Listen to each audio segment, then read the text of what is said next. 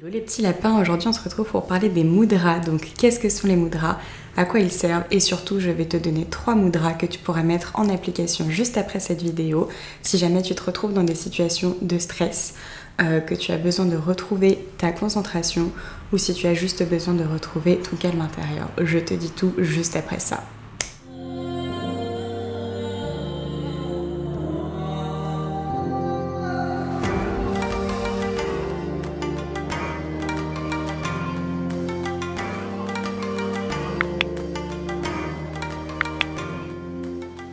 Coucou les petits lapins, donc juste avant de commencer cette vidéo, je me présente pour ceux qui ne me connaissent pas, je m'appelle Alissa, j'ai commencé le yoga il y a très peu de temps et le but de ma chaîne c'est de vous expliquer des concepts de yoga, de les vulgariser et de le rendre accessible à tous. Donc si tu es novice, ne t'en fais pas, cette vidéo est faite pour toi. Qu'est-ce que sont les mudras? Les mudras, ce sont tout simplement des symboles que l'on fait avec les mains.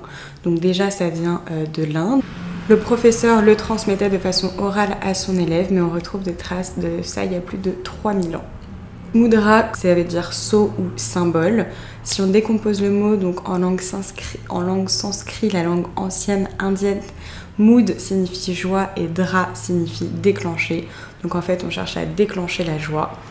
Parfois, on a des énergies ou des blocages qui sont coincés en nous et les mudras vont nous aider à les débloquer, à aller vers du positif.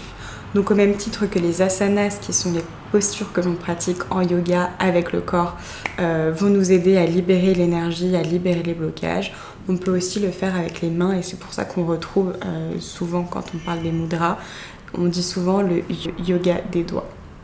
Donc en fait, il faut savoir que on a énormément de canaux énergétiques, donc qu'on appelle les nadis. Je vous invite à regarder ma vidéo sur le Hatha Yoga si vous ne savez pas ce que sont les nadis. Mais les canaux énergétiques, on en a partout dans le corps et surtout sur la plante des pieds et à la surface des mains, donc au niveau des doigts et de la main, de la paume. C'est pour ça que la pratique des mudras est excellente pour faire circuler l'énergie. Chaque doigt est associé à un élément. Donc en fait, le pouce nous aurons le feu, l'index nous aurons l'air, le majeur nous aurons l'éther, l'annulaire nous aurons la terre et le dernier, l'auriculaire, le petit, nous aurons l'eau. Et en fait, la pratique des mudras, donc faire des symboles, mettre des doigts dans certaines positions ou dans d'autres positions, va permettre la collaboration entre les différents éléments. Et donc le fait que les éléments vont collaborer les uns avec les autres va nous permettre de retrouver un équilibre ou d'enlever certains blocages. La pratique des mudras permet aussi de libérer le corps et l'esprit des tensions quotidiennes. Donc vraiment, c'est pas un travail seulement sur l'esprit ou seulement sur le corps, mais ça a vraiment des effets sur les deux. Ce qu'il faut savoir sur les mudras, c'est qu'il faut pas les pratiquer pendant trop longtemps. On peut les pratiquer partout, tout le temps, donc dans la queue du supermarché, dans les transports, dans la voiture.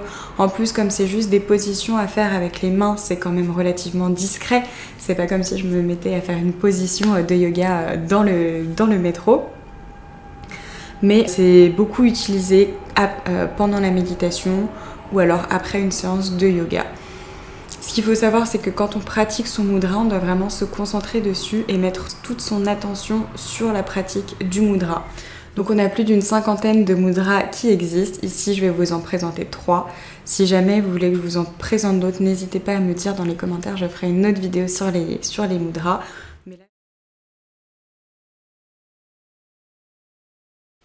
La position idéale pour pratiquer les mudras, c'est la position dans laquelle tu te sentiras à l'aise. Donc moi je préfère être en tailleur, mais tu peux te mettre en position du lotus. Pense à avoir le dos bien droit et les épaules relâchées, donc les épaules loin des oreilles. Tu peux prendre une grande inspiration et une grande expiration. Tu peux aussi mettre un petit coussin sous tes fesses pour plus de confort. Si jamais tu préfères, tu peux aussi te mettre dans cette position avec les fesses sur les talons. Encore une fois, pense à toi, à ton confort et à être à l'aise.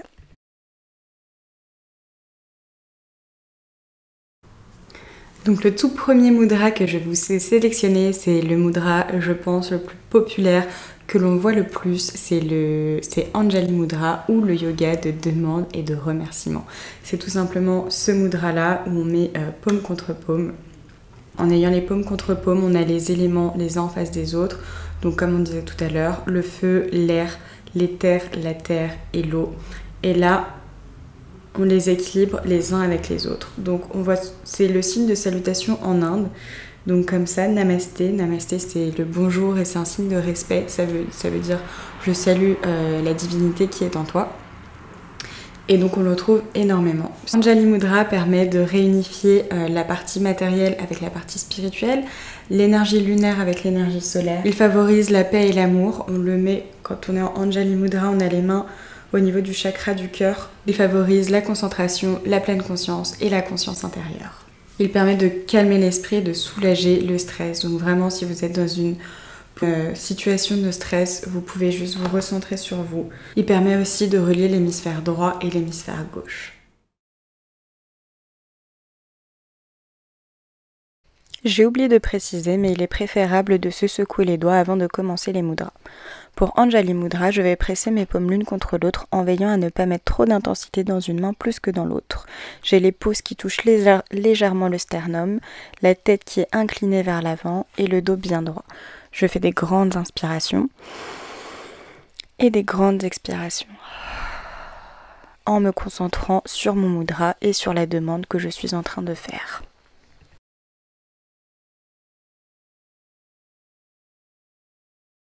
Donc le deuxième mudra que je voudrais vous présenter, c'est Jnana Mudra et Chin Mudra, qui est un mudra pour relier l'âme universelle avec son âme individuelle. Donc en fait, on va associer le pouce qui représente le feu avec l'index qui représente l'air, donc comme ceci.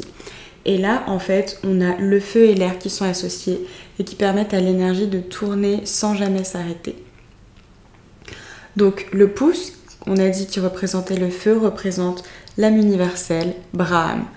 Et l'index qui représente l'air représente l'âme individuelle qui est Atman. Et on associe les deux comme ceci. Et l'énergie circule sans jamais sortir puisque le feu et l'air créent cette combinaison. Chin Mudra et Jnana Mudra représentent la connaissance et la concentration. Ça permet aussi de passer de l'état d'ignorance à l'état de sagesse, de passer de l'ombre à la lumière. Ça élimine les forces négatives.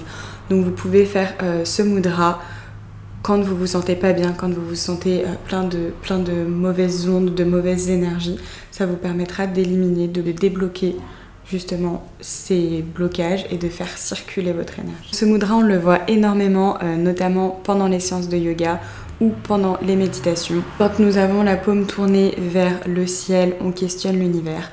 Quand on a la paume tournée vers soi, on questionne son propre intérieur. Ça nous permet vraiment de sortir de cette négativité, de ce questionnement perpétuel, de pouvoir juste faire un step back, prendre du recul, voir les choses sous un autre prisme et avoir plus de concentration et plus de sagesse.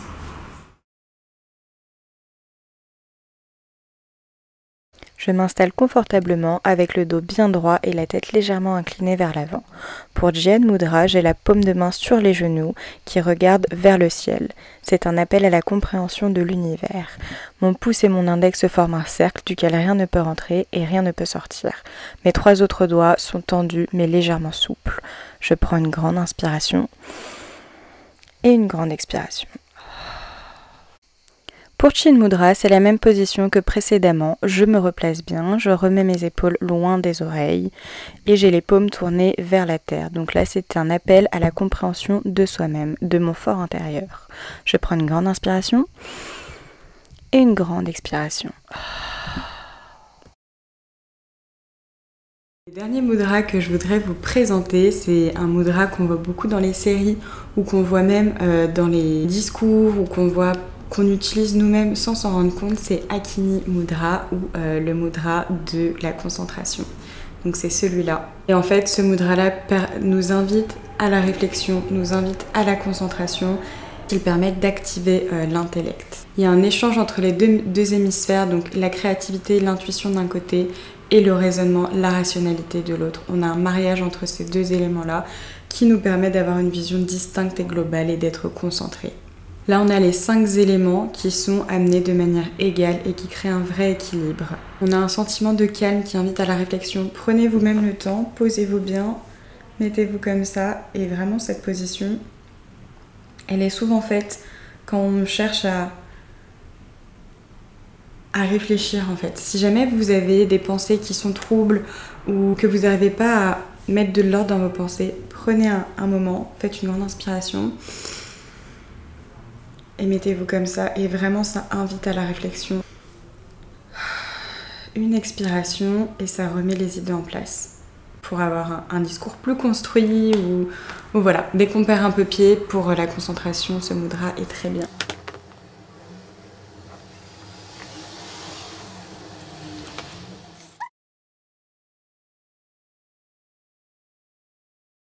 Pour Hakini Mudra, comme d'habitude, je mets le dos bien droit, la tête légèrement inclinée vers l'avant.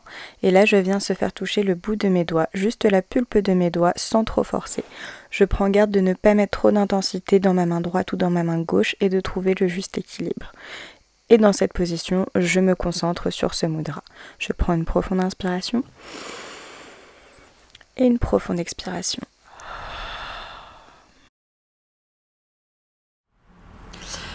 Donc j'ai fini mon explication sur les mudras, j'espère que cette vidéo vous a plu. Je vous invite à me dire dans les commentaires si parfois vous faites des mudras sans vous en rendre compte, vous pratiquez d'autres mudras et si vous voulez que je vous fasse une vidéo sur d'autres mudras parce qu'il en existe une 50aine.